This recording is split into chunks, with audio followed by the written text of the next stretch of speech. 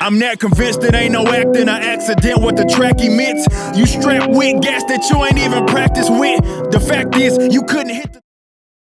Welcome to 3 Count Commentaries. This is your host, MagMongoSlade. Today we got a little bit of news and notes before we get into Raw. So, Raw from May the 2nd, 2022. Today is The Rock's birthday. Happy birthday to The Rock. So, let's get into these two things, two news and notes before we really get into it. The Dark Side of the Ring drama. All right, so the reason why I'm going to talk about it on Raw is because that WWE seems to be the most targeted of anything that has to do with Dark Side of the Ring. So let's spend a couple of seconds, maybe a minute or two, talking about Dark Side of the Ring. So it came out, I think over the weekend, maybe Sunday, that Dark Side of the Ring was not going to be renewed for a 4th season. This was started by Dave Meltzer. Everybody was, of course, very upset that their beloved Dark Side of the Ring was going away. Some of the smarter people kind of noticed that Dark Side of the Ring was not always on the up and up, especially around season 3 when a certain wrestling journalist named David Bixenspan joined the research team for the project. Also, you had an issue with some of the people who were involved, like Jim Ross and Tommy Dreamer and Rob Van Dam, who had problems with the production of their particular episodes and how things were taken out of context and had problems with the editing and things of that nature. So it seems like they might not have any participants for the show. They had run out of a lot of good stories for the show. A lot of credible people were no longer willing to participate in the show. Now, that doesn't mean that they couldn't find some people for the show, but the quality of the show did diminish quite a bit. So a lot of the subjects became a lot more obscure after, of course, Benoit and Owen Hart and Pillman. And usually those are the tentpole episodes. Those are the ones that were more popular because they talked about things that were really topical and that really made national news. Some of the other things that they did, not so much. But there were some contributors to the show. And plus, I'm going to say this, and other people didn't, it really became very AEW heavy, with Jericho doing commentary, doing the narrating, rather. And then you started having like the Young Bucks appear in the Chris Kanyon episode. And all this stuff became really bizarre. And it became really a little too dipped in the anti-WWE stuff rather than just telling the story as it should have been told. And on this channel, hey, cheap plug for myself, actually, I followed and went through and did some research on a lot of the Dark Side of the Ring episodes. And I found a lot of information that was conveniently left out of a lot of the Dark Side of the Ring episodes, especially some of the more controversial ones. The Jimmy Snuka episode. Nobody talked about the forensic examiner not having any evidence. The Owen Hart episode. Nobody talked about, because there was no one else to question, Martha Hart about why she made a deal with the company who made the clip that supposedly broke, shattered, or whatever, and led Owen Hart to fall. Nobody asked her why she made a deal with them. There was quite a few things that when you read like primary sources or something like that, these kind of things pop up, and Dark Side of the Ring would not acknowledge them. And because my channel is pretty small, nobody listens to me, right? So it is what it is on that tip. But Dark Side of the Ring was not my favorite episode, not my favorite show. But I still found it to be very entertaining. At the same time, I was not going to be pressed or excited that it was going away. I was mostly just sitting back, kind of waiting to see what was going to happen. Even when I heard that it was dead, it was never made official that it was dead. So I was just kind of like, okay, well, we'll see. So on May the 2nd, Vice TV put out a statement saying, "We've heard rumors flying around about season 4 of Dark Side of the Ring. We are as committed as ever to both the series and the broader Dark Side franchise. Evan and Jason are hard at work making more content that we know our fans of the series will love. Stay tuned." Now, what was not said here is more important than what they actually said. Them saying that they're committed as ever to the series and to the creators is not saying there will be a season 4 of Dark Side of the Ring. That is not what they said. They did not say, this is wrong. There will be a season 4 to Dark Side of the Ring. Dark Side of the Ring then tweeted out, what topics would you like discussed on season 4? As if it's a given that there will be a season 4. And I think that usually because Meltzer jumped the gun, as usual, and made a statement that wasn't necessarily needed to be made, as I'm pretty sure if he had not talked about it, we would have continued going on, and they probably just would have quietly not did anything else. There's also been some chitter chatter about the Dark Side of the Ring team doing some work with The Rock to create a show on territorial wrestling. That could be interesting. I still don't trust that team, though. I don't trust Vice. I just don't trust Vice. They have an agenda. There's a lot of subjects out there for them to cover. The question is, they've covered most of the broader, bigger issues that are out there in wrestling. And now we're getting really into the nitty gritty, into the niche issues. Like one of the things I saw people say they wanted to talk about was Ashley Massaro.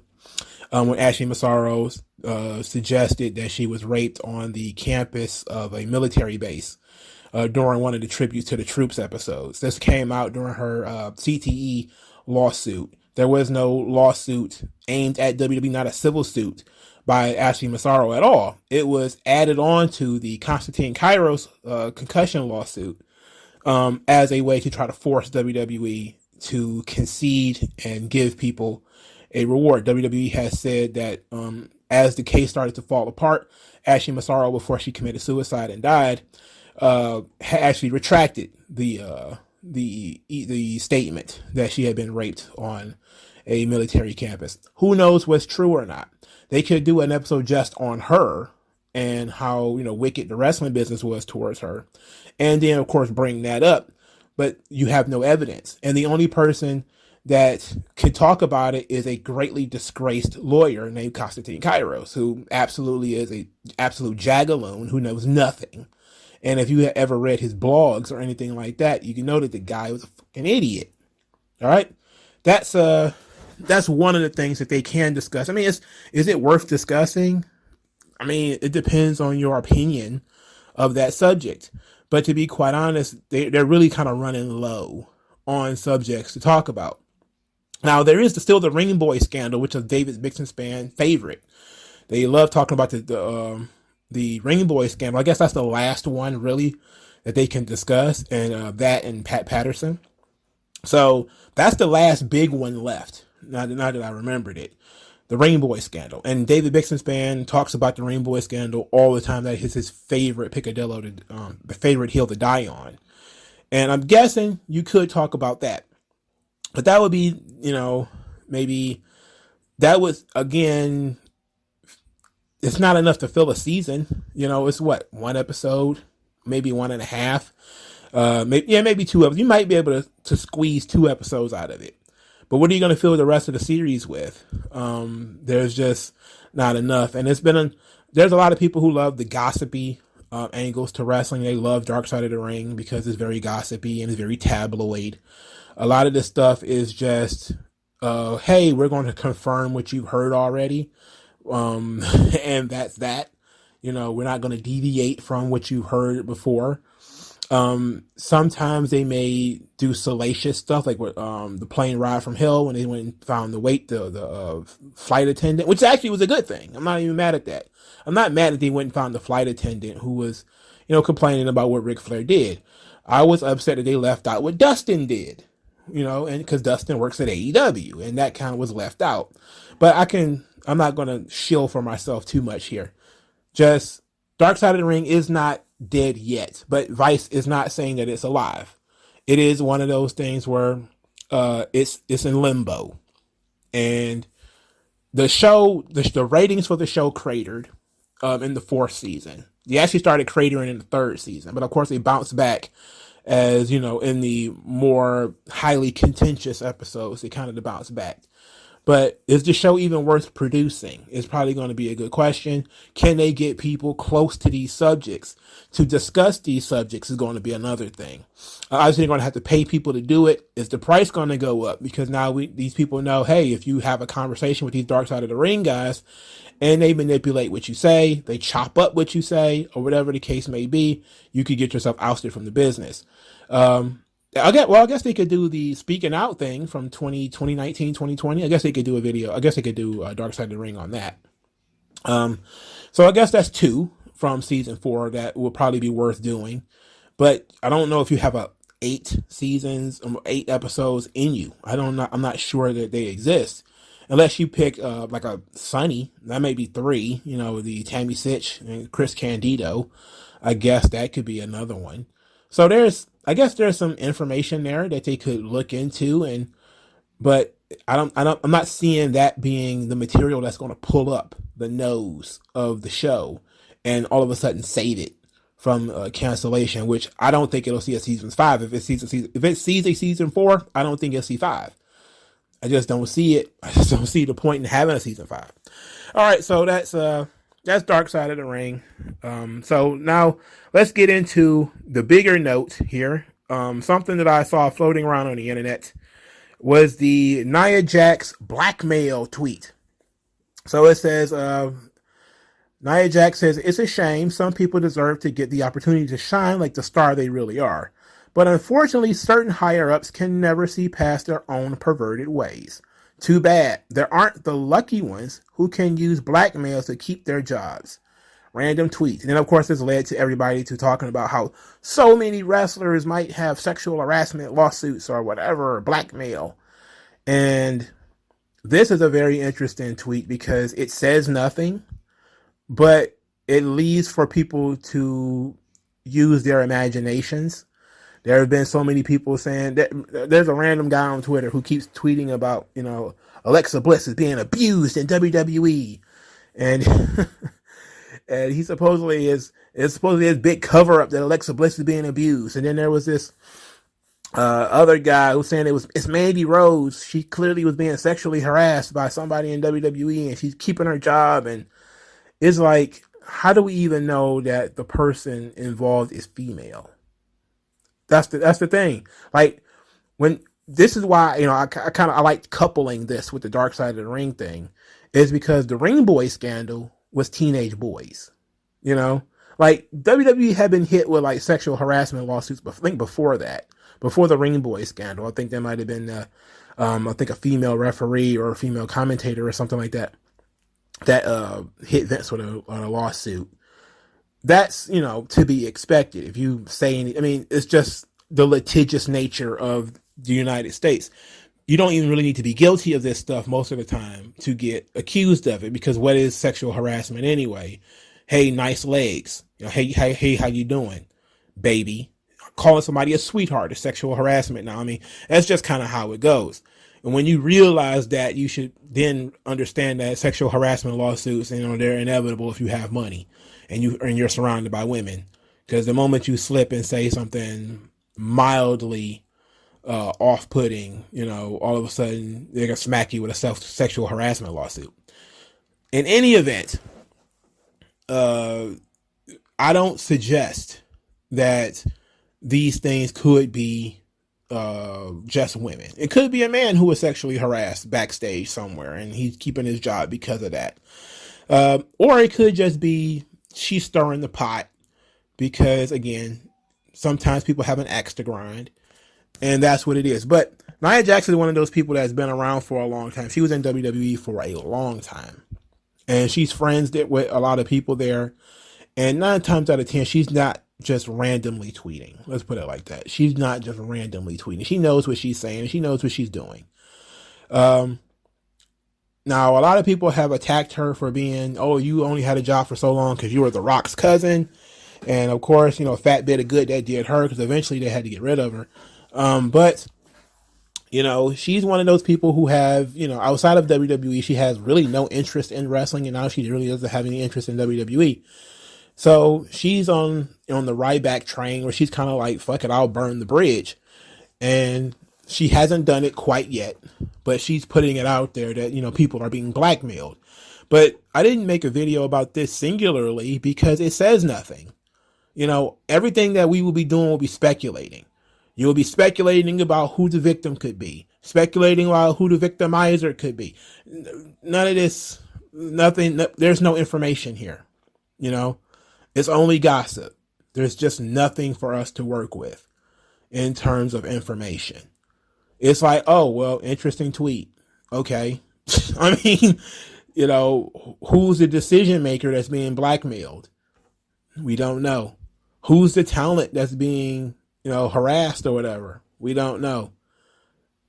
None of this makes sense. So there's nothing to talk about. All right. So let's now finally get into the show.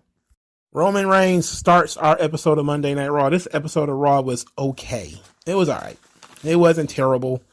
It wasn't great. It was all right. All right. So Roman starts the episode moving sluggishly. As he starts his promo, RK Bro attacks the Usos, double RKOs. Drew McIntyre marched out to the ring. Him and Roman got into a fight. And that was kind of it for like the first 10 minutes. The first 20 minutes of the show featured Roman Reigns in the ring. Paul Heyman doing the Saturday Night Live intro, "Welcome to Monday Night Raw," which I don't see why we have to do that every week. Why do we have to welcome people to Monday Night Raw? Do that before the show. I'm just being a curmudgeon about that. Like, we don't really need a "Welcome to Monday Night Raw." We don't really need that. I'm sorry. Just get right into whatever it is we're supposed to be doing here. To me, it just seems like it's completely and totally unnecessary. And it actually makes WWE feel like Saturday Night Live. And it's not, like it's a completely different product. So we still don't get a match. We're 20 minutes into the show at this point. We still don't get no match. Ezekiel is hanging out with the Street Profits. They're drinking out of cups. Ezekiel is, of course, pretending that he's drinking some alcoholic beverage, so he's kind of selling it like, whoa. The Alpha Academy and Kevin Owens walk up, talking about the drinking on the job, and that Chad Gable, who has now figured out that a lie detector test can be tricked, knows that Ezekiel lied on the lie detector test, and Kevin Owens is absolutely incensed about it, and will figure it out eventually. And they're going to get the truth out of this guy. But tonight, there's going to be a 6-man tag. And praise God, WWE watched enough AEW to realize and to bring back the 6-man tag. It's very good. Thank you. It actually switches things up so much. This made the show feel fresh. 6-man tags made the show feel fresh because it was people who are not usually partners on teams with one another. And they were fighting people they wouldn't usually fight. And it made things a lot more interesting. Not in this first match, though, because it was the Alpha Academy and Kevin Owens defeating the Street Profits and Ezekiel. Ezekiel is super over, now all of a sudden with his tassels. A lot of people are saying how Ultimate Warrior-ish it is, and I say, wait a minute. There's been a lot of greats that have worn tassels. Come on. Kerry Von Erich wore tassels, He had the long flowing locks, too. The big barrel chest, the big muscles. I love me some Kerry Von Erich. He wore tassels. Yes, we know he's going for the warrior thing. We get it. Ezekiel getting pinned, I didn't care for that. Didn't see the reason for that, but maybe it'll inform the story that we're telling in the future. But this was a perfectly fun match. No problems. AJ Styles he has a promo next. He says he wanted to up the ante for his match with Edge and challenge Damien Priest to a match, and said that if he defeats him, he's going to be banned from ringside at Backlash. This led us to Damien Priest versus AJ Styles. Damien Priest does not get his own entrance this time because Edge is going to cut a promo, so Edge gets the full entrance. His own theme song played the entire time. Then Edge got into the ring and says that most people cannot look themselves in the mirror because they don't like themselves. And he says, most of you don't like me anymore either. And he says, but you don't like me because you despise yourselves. And then he later said that if they had a sports team, if they had enough money to support a sports team, they're called the Greensboro Lemmings. Then he decided to explain what lemmings are, and people were very upset with him, and he actually challenged them, and they got even more upset. He even turned his back to the camera, which was a big no-no, but Edge is bulletproof. He can do whatever he wants. So he actually had some pretty good heat by turning his back to the camera and facing the people behind him. So that was pretty good. He said that AJ Styles pulled a political move, went to Adam Pearce to get this match, but now he's going to face punishment. AJ Styles then came out there. They had the match, Damien Priest versus AJ Styles, really good match. And Damien Priest takes the loss. Again, not necessary. I get it. Wins and losses serve the story. Beating Damien Priest makes no sense in this field, though, especially considering what they did after the match. So after the match, Damien Priest and Edge immediately jump on AJ Styles and beat him up, and they're going to destroy his arm. This led to Finn Balor running down to the ring to make the save, which I said was going to happen. I said it was going to happen. Oh, my goodness, I'm so excited. Oh, I'm so excited. We got Balor and Styles versus Priest and Edge. Oh, this is excellent. This is good shit. This is good shit. I kind of saw this coming. This is good shit. This is good shit. So that means that Edge is likely to take the L because of Finn Balor. Okay, good. This ought to inform that match. So Priest is out, but Balor is now going to be in Edge's corner. Okay, sweet. This match was really good. The Damien Priest AJ Styles matches are usually pretty good. There was a little clunkiness here and there. It looks like Priest is putting on some weight again. I don't know if I think they got him wrestling in a shirt again. I don't know. Maybe he's just having a difficult time, but the match itself was still very good. He didn't look to be off a step or two. He just looked like his body had widened a little bit. Not a lot, but he certainly looks like he's bigger than he was in NXT. But I love Edge and Damien Priest together. I'm not thrilled with the name of the group, but I love this tandem. This is excellent. And this match was good, and this angle is great. And the match this Sunday is going to be awesome too. I think that the next show, I don't know what the next show is. The next show, Money in the Bank. I think so. Priest and Edge versus Styles and Balor at Money in the Bank could be super fucking fun. That could be super fucking fun. And it elevates Finn Balor back to where he should be. Or it could be the third match between Edge and Styles where they split the baby and Styles wins, and now they're going to have the third blow-off match. It's going to be some kind of big singles match with a stipulation or something like that. That could be really fun. Now, I've been asking myself this question. I'm going to ask you guys. Backlash does not have a world title match. Not one. Even the women's belts are not on the line. Well, Charlotte has a belt, so I guess. So what main events the show? Is it Rollins and Cody? Is it the 6-man tag? Is the 6-man tag can open, right? That could open the show. Is it Edge and Styles? Now maybe Edge and Styles is probably like a solid hit them right at the third hour. I could put them right at the top of the third hour as far as where they could be on the card. But Roman either has to open the show or close the show. And Cody either has to open the show or close the show. And I'm thinking Cody closes the show, or it may be Ronda. But let me know what you guys think as far as what closes Backlash now that we have no world title match. And it ought to be interesting. It'd probably be Ronda and Charlotte, if we're being honest. And I don't like that idea. I don't like it at all, but that's probably what it's going to be. All right. Cedric Alexander, he's back. I forgot he existed. He's growing dreadlocks. It's always good to see homeboys growing some natural hair. So he wants to reform the Hurt Business, but MVP says, nah, I moved on from that. Cedric says, okay, well, give me an opportunity to prove myself because Shelton is not here. I'm going to do it myself. I'm going to take on Big Bad Bob. And MVP says, okay, well, if you can handle that, little piece of business for me, maybe I'll reconsider this whole Hurt Business thing. No need to put too much thought into it because Cedric Alexander got beat down by Roberto. Anyway, they did Lashley's big platform entrance with the drums and everything. Love it.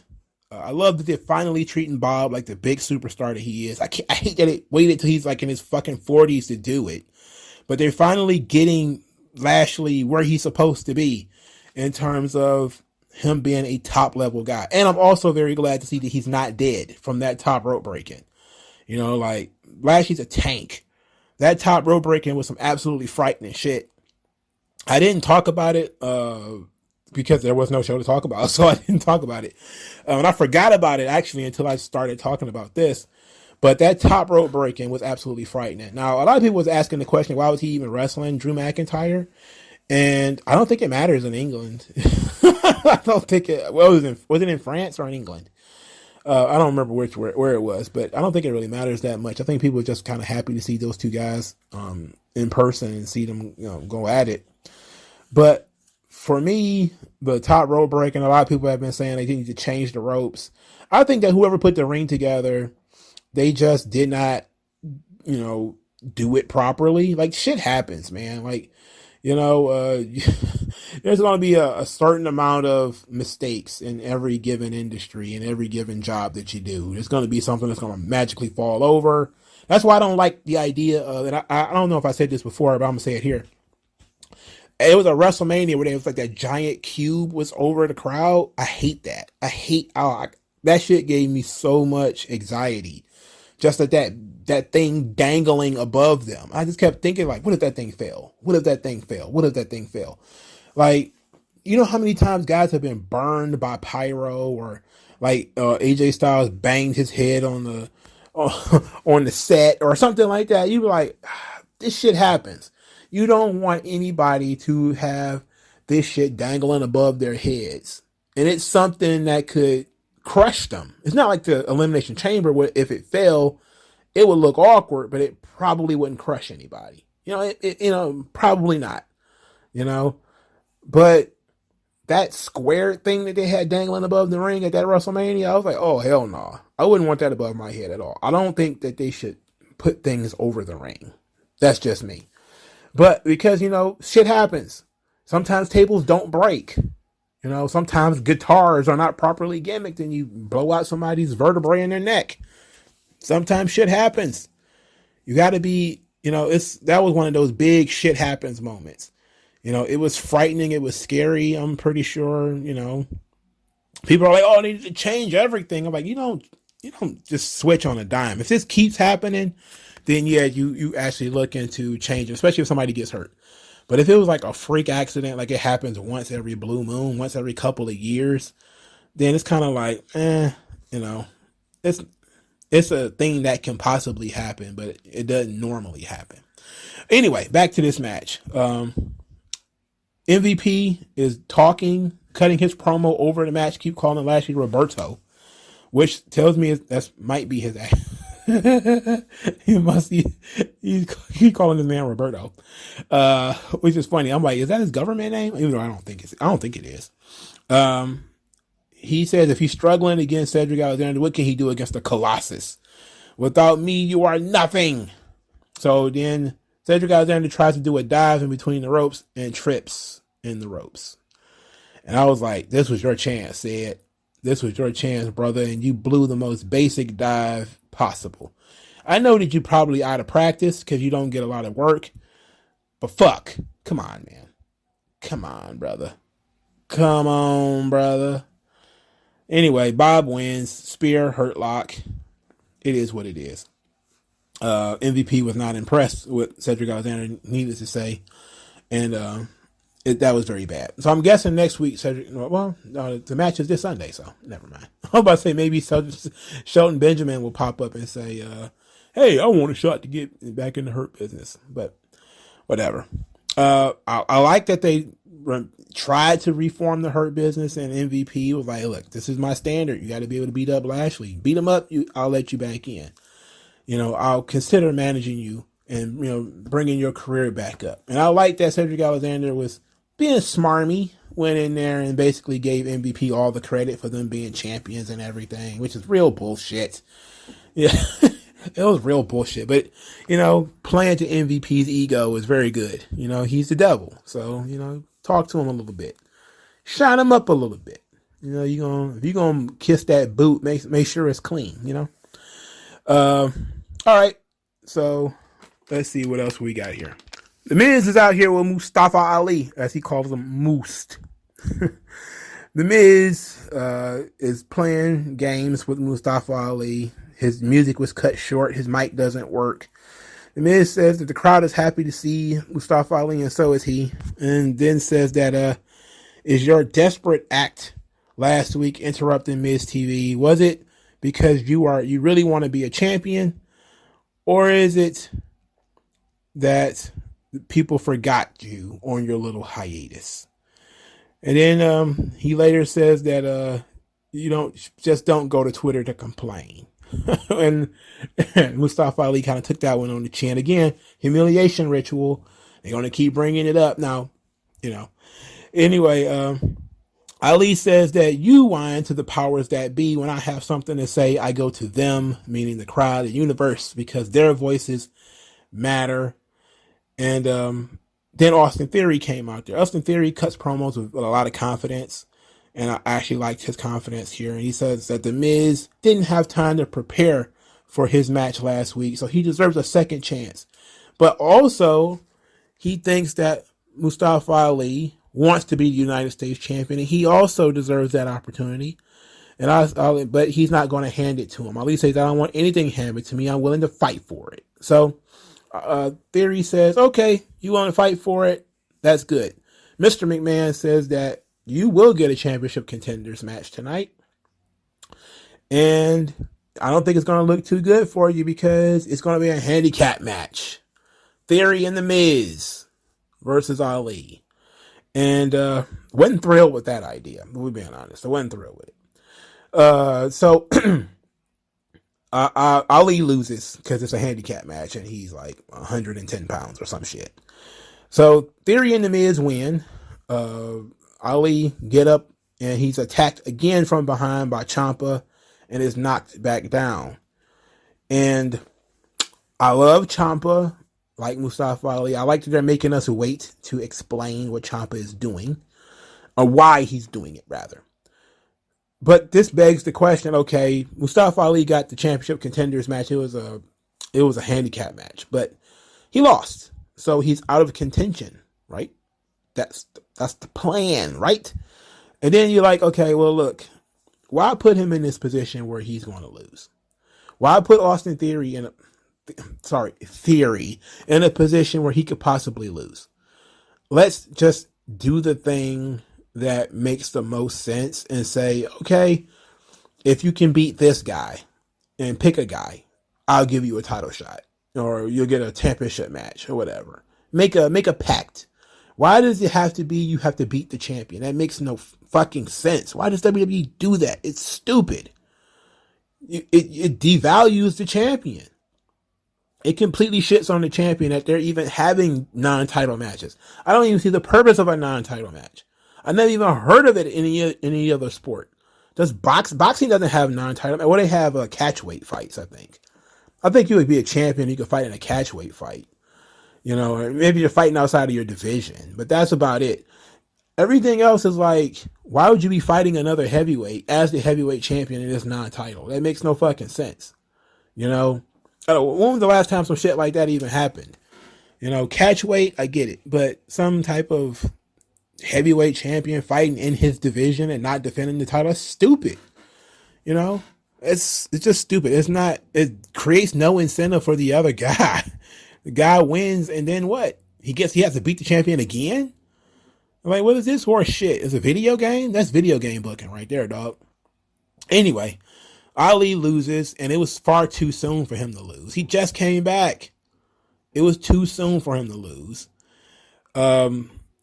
And now he's going to be feuding with Ciampa. I like that idea a lot more than him chasing Austin Theory. I think Austin Theory is a good start. But I think this whole Ciampa thing is going to take him back to Theory. And I like it. I like the booking of Ali and Ciampa. I like that idea. So so I'm down with that. Just not down with him losing. It serves the purpose of the story, yes, but I'm still not. I think it's too early for him to be losing, and you're just reintroducing the guy. I mean, come on, cut him some fucking slack here. See, 24/7 title shenanigans. Now, 24/7 title stuff. I usually hate it. And I think some weeks I think is good, and I think it's a great palate cleanser where it brings some much needed levity to the show. Other times I think it's absolutely pointless and it's stupid. This week I think it actually had a good point. I think we actually got some stuff done here. So 24/7 shenanigans. Dana Brooke doesn't want to go on her honeymoon with Reggie because Reggie tried to pin her for the title and she's pissed. She's upset at R-Truth also because he also tried to pin her, and she demands an apology from him. Neither one of them really wants to deal with this.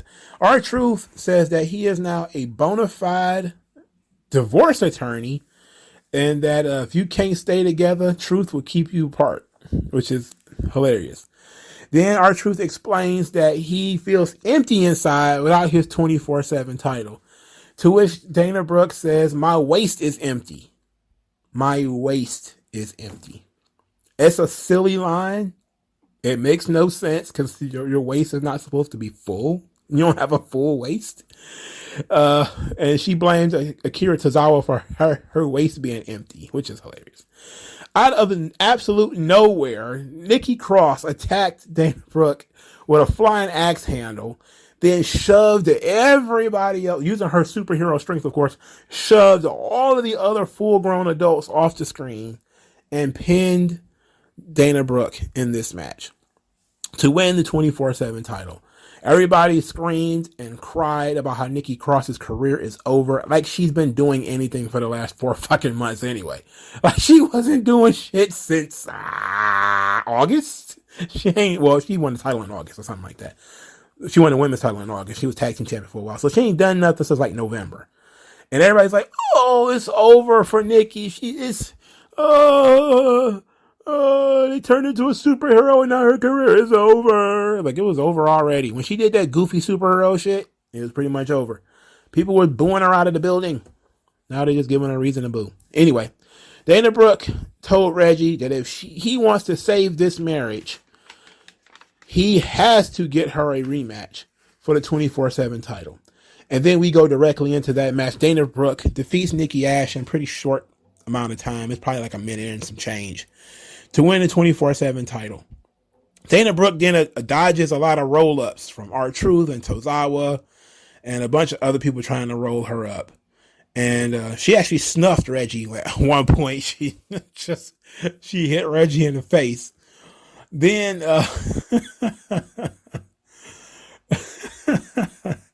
she gets on the microphone and says that she wants a divorce. So her and Reggie, their 3-week romance is about to get broken up in 3 weeks. So Reggie is distraught at this idea. He goes to talk to Truth about it, and Truth said, look, it's not so bad. You had an opportunity and you blew it. And Reggie's like, she was the love of my life. And R-Truth was like, the 24/7 title is the love of my life too. And Reggie is like, you do everything. Because now R-Truth is a referee, he's a rapper, he's a wrestler, he's a marriage counselor, he's a certified divorce attorney. He has like 1,000 fucking jobs. There's nothing he can't do. And as they're chitter-chattering, Nikki Cross is sitting there absolutely pissed. And then Dewdrop appears and asks if Nikki was done playing around and if she was ready to take things seriously. And Nikki said, yes. Yeah, I am. And Dewdrop then clutched her shoulder and was like, finally. So apparently they're going to do a thing. They're maybe we can get rid of this superhero shit and go back to being Nikki Cross, because now there's no other Cross. We can go back to Nikki Cross now. So I think that's what the 24/7 gang, they are actually, when they are given the ability to further stories, the 24/7 title stuff is good. And they have a storyline now that it's not just random roll-ups anymore. That shit gets boring. It's just random roll-ups. Now they're actually trying to build a story around a couple of characters. They have a cast now. There's 5 or 6 of them, and it's silly and it's stupid, but they have built their own little alternate universe within WWE. WWE is already an alternate universe, the WWE universe. And now within that universe is a separate universe called the 24/7 title, where literally nobody else matters.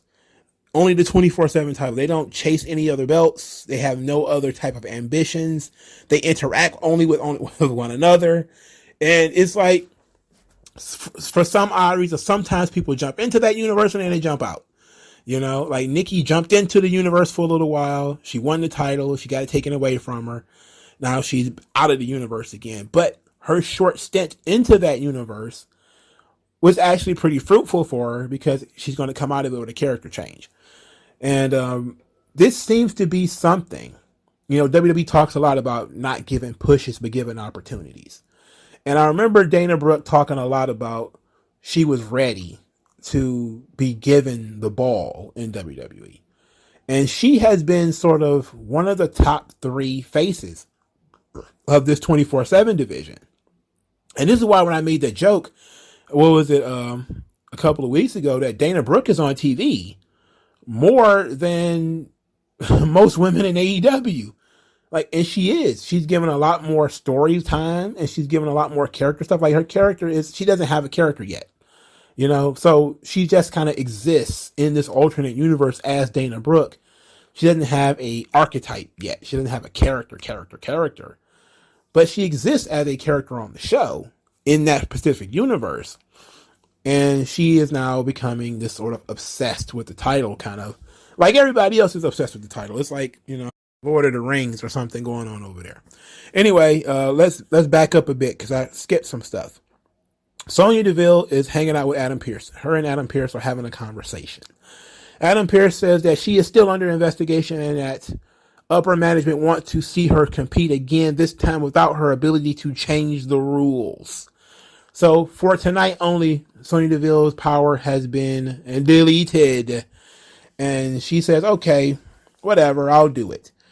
Adam Pearce says it'll be a 6-woman tag match, and lists the match. It will be Sonya Deville, Rhea Ripley, and Becky Lynch versus Asuka, Liv Morgan, and Bianca Belair. Sonya Deville likes that idea. She then says, how about we make it no holds barred? And then Adam Pearce says, no, you have no authority on this evening. It's over. You got to do your own thing here. And so that sets up for the main event, which I didn't know was going to be the main event when I was looking at this thing. Anyway, Becky Lynch cut a promo, says that people are not recognizing the bravery that it took for her to come out there and to, without her title, and to admit how much the title meant to her. And it says especially Asuka, considering she literally handed her title to Asuka and says that you go on to be a warrior, well, I go on to be a mother, and I ain't held up my end of that bargain. But when I came back, Asuka ran away, and now she's going to come back and interrupt me. And I like how she formed or framed that. Like, Asuka ran away because she was scared of her.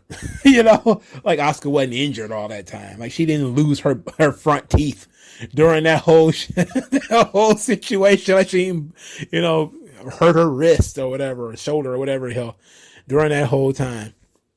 And so that was nice. Liv Morgan cut a promo saying that she thought that she and Rhea were a good team, and then Rhea blamed her for all the losses. And she's like, I'm not going to take the blame for Rhea's problems, and I'm going to prove that I'm, not the weak link. And if you don't believe me, just watch me. And in the main event, Liv Morgan actually got a pinfall victory. It was a pinfall on Sonya Deville. This was a really good fucking match. I'm not even going to hold you up. I enjoyed this match a lot more than I thought I would. I especially thought this match was going to be Liv Morgan eating a pin to further her story that she's the weak link of her team. But instead, it's on a further Rhea story of losing again because of partners. But this match was really good. Giving Liv the win in the main event of the show, that it sticks in my craw because I know that the Liv Morgan fans are excited about that, and I don't like for them to be excited. I want them to be depressed, and I want them to be hurt at all times. I want them to feel shame in how they react to this lady. And since I know that they're scammers now, I really want them to feel bad. So get rid of all your scams. So it was legitimately good. I legitimately enjoyed the main event, and it was worth doing. So that was fun. Veer Mahan also had a match against some job guy. It was an absolute jobberific thing. And they actually asked the job guy, hey, Veer Mahan, his opponents are always end up on stretchers. Why would you sign up to this? And then the guy says that it was always his dream to work in WWE in his hometown. And he used to work at some barbecue joint. And he immediately got destroyed by Veer Mahan. I don't think this is helping. I really don't think this is helping Veer. This is work rate, monster heel shit. And it's a different era. Like, I like the monster heel. Don't get me wrong. It's a great archetype. It's fantastic. Issue is, first time he loses, it's over. So why not give him something a little bit more dynamic? Give him a character so that he can actually stand and talk and explain himself. Explain why he's doing what he's doing. Maybe he's got sacrifices to some alien god or something. Come up with something. Who cares? It's pro wrestling. It's supposed to be all about your creativity. Be creative. Stop letting this guy just go in there and do that really bad chicken lock that he's doing, whatever the fuck they calling it. He needs to stop doing that shit. It's not helping him. Help this fucking kid out here. Shit. Guide him to something positive here. Come on. Cut him some slack. And finally, the Seth freaking Rollins Appreciation Night. This was a fun segment. So Seth Rollins comes out there and says that, last week we celebrated Randy Orton, 20 years of history. But we should be celebrating a fashion icon, a great wrestler, a visionary, a revolutionary. And then, of course, it says freaking Rollins. And the lights go out and there's a spotlight on him. And the crowd is singing his theme song. They have been singing his theme song since he came out there. And Seth Rollins says that people have forgotten how good he is and that he is a standard bearer of WWE. And then you can't steal his spotlight because it is his spotlight. And then people are starting chanting, we want Cody. And they started chanting for Cody. Of course, this crowd is absolutely goddamn fickle. You were just singing the guy's theme song, now you're chanting, we want Cody. Anyway, Cody interrupts, of course, gets a massive reaction. Seth, you're, hey, I've been nothing but professional. Since my return, I've been nothing but professional. But you are about to cross a line that is very dangerous for you to cross. You see, Seth, I understand that losing to me was very difficult for you. And it seems like this albatross is around your neck. But Seth, what is this Johnny Polo like get up you're wearing here? And so Seth Rollins he was warned that he was getting very close to a line. Seth Rollins then proceeded to do cartwheels and do a Sammy Guevara-like spinning injury into over the top rope into the line.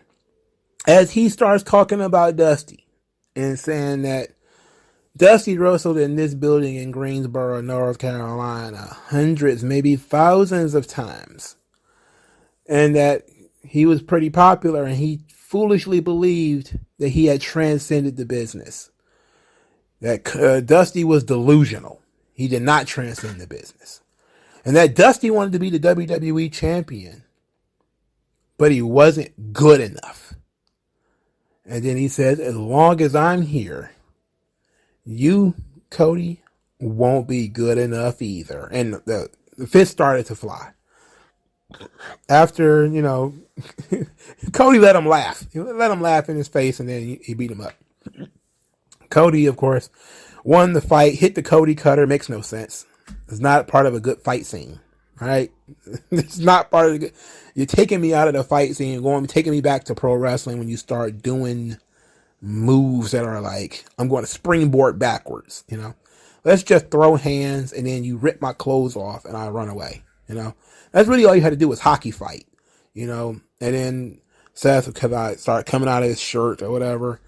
And, you know, Cody can pull his shirt over his head and punch him in the ribs and all that kind of stuff. And then Seth just flees, you know.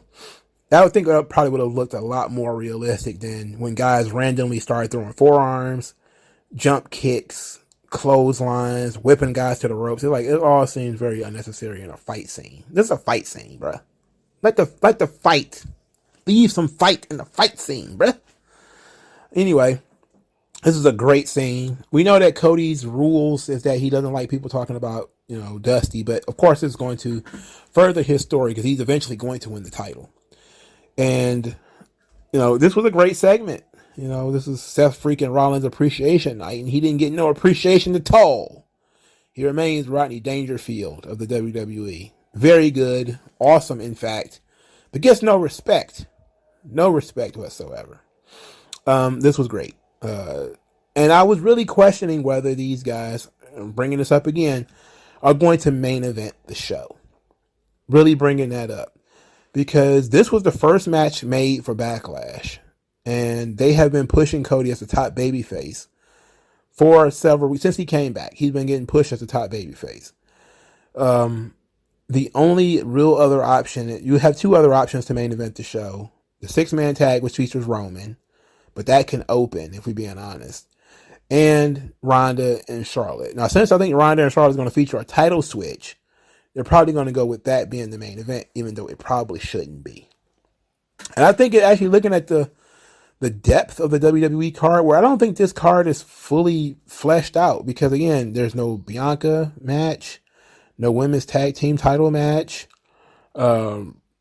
nobody, no Austin Theory, no Ricochet, or there's the Intercontinental Champion of the United States Championship. Neither one of them are on the show. I think it's a 5-match card, I think, and it's a very short card. And it may be bulked up, you know, as, you know, the shows goes on. You know, SmackDown probably dropped 2 more matches on the show. So I'm interested, you know. I'm interested in where we're going with this. So I guess we'll have to see. But it's looking like Charlotte and Ronda may end up main eventing that show. And I gotta admit, I ain't thrilled about that. All right, so one last little piece of business here that I think is kind of fun, but I didn't want to take up too much time from Raw to talk about it. So if you got this far, congratulations. This is a hot tag segment. This is something I thought of at the last minute to talk about, and I just decided to tack it on here. It has nothing to do with the rest of the show. So Matt Riddle apparently has gotten a divorce, and that's not the news. I don't care about that. I kind of saw that coming when he admitted to having an affair with Candy Cartwright. I kind of figured that was coming. The news is in his new quote-unquote girlfriend, which everybody who saw the TikTok video of this new girlfriend walked away with walked away with the same sense that that was not a girl. Let's put it like that. Now, a lot of people have been going out of their way to try to prove that it is. And some people have been saying, oh, you're just being transphobic. By even questioning, you're being transphobic. And my thing is, look, some people like vanilla ice cream. Some people like chocolate ice cream. Some people like their penises in dresses. I mean, it's what it is. All I know is when I looked at the TikTok video, I was like, yikes. It looks like something out of RuPaul's Drag Race. And apparently, you know, this whole offensive thing is... I mean, it was the ugly tan, the 15 pounds of makeup. I mean, I saw Ray Apollo in his Doink the Clown gear. He's wearing less makeup than that. It's like, holy guacamole. Are you serious, B? It's funny. You know, like, I have no opinion on it. It's just funny. And if you've seen it, you probably think that it was weird, like that's a very weird person that Riddle is hanging out with. He seemed to be having fun. So it's like, okay, have fun. Have fun, I guess. But I'm sitting there like, okay, go for it, dog. But at the same time, I'm like, what's that Austin Powers? All right, let me know what you thought about that and everything in the comment section below. Like, share, and subscribe. Thank you guys for listening, and I will talk to you guys later. Peace out. MagMongoSlade. Best house I ever drew, Daddy.